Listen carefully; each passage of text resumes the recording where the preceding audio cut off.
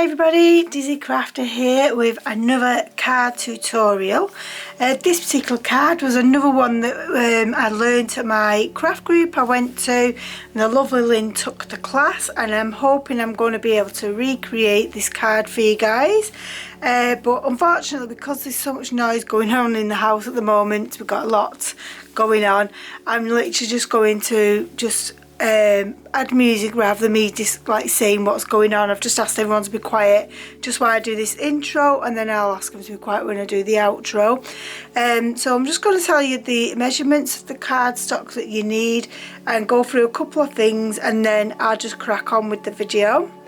So your base card can be any colour you like. I've chosen a dark blue, and it's 7.5 by 5.5 inches. And then you want two of the 2¼ by 5¼ inches in your matte layer. And then for the stamping layer, I've just took it down 1/8. I'm not very good with inches, so it's literally 1/8 on both sides of the smaller on the black than on the white. So, and then the next matte layer is 2 by 5 1/8, and again I've just done the same, taking down the stamp card by 1/8. And then this card, we are going to score this card at 1¼ 2¼ 5 inches and 6¼ and then we are going to do like some scoring in the sides and stuff, which you're literally going to take from one corner. So like you're going to have like two lines here scored. I'm going to take it from this corner to this corner diagonal and score again this way, and then we're going to repeat that just so that you know what I'm doing there. And then you'll see what I'm doing anyways. That's what we're going to do. And the stamps I've decided to use today are some All and Create ones, which is 197 and number 7, so a really early one there. I'm going to be using this lovely butterfly stamp here, and I'm just going to be using these as just as a bit of an accent and a bit of background going on. And I've got a couple of stencils that I'm going to use as well, but I don't know what the stencils brand are, unfortunately.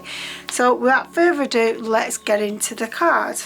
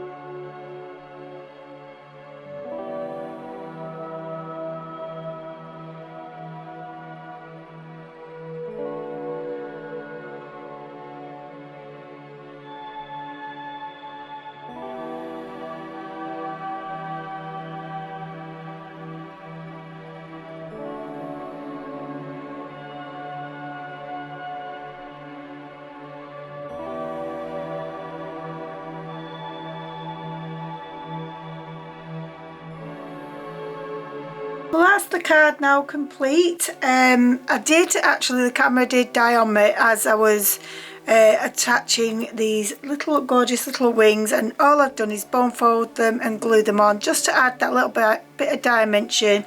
And then I've gone over with a Spectrum Noir glitter pen just on these particular wings here.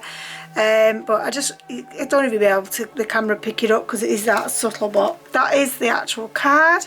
I hope you've actually enjoyed this. I feel like these are such beautiful cards, and it's just so simple, really quick to do once you've got your stamps and your choices of everything.